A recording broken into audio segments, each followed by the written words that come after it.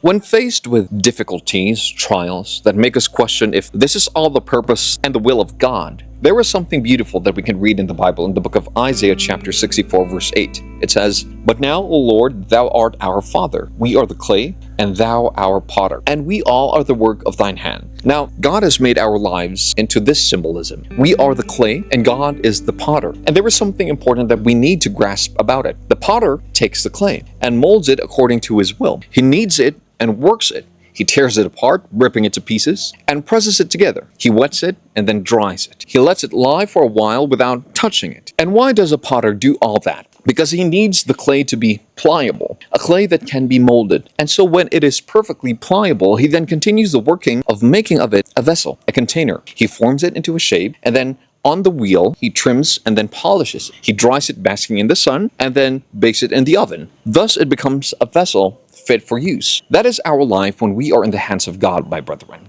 God, the great master worker, desires to mold and fashion us. And as the clay is in the hands of the potter, so are we to be in God's hands. We are not to try to do the work of the potter, to question him, and to murmur against all that we are going through. For our part is to yield ourselves, surrender ourselves to be molded by the one who knows best about the clay and about the mold that the clay should become, in order to become a perfect vessel, one that can hold the light of the truths of God in his life or hers. So once we broaden our minds to the ways of God, my brethren, we then understand that all of which is happening in our lives, God has placed for our preparation, for our molding, and to make us fit to be his instruments. It's all a matter of accepting the will that we would come to achieve that peace and humbleness in our lives when we are facing trials that try to bring out the worst in us. There are more trying things that will try and test us in the future, my brethren, and this is something that we should always put in mind to prepare ourselves for the future.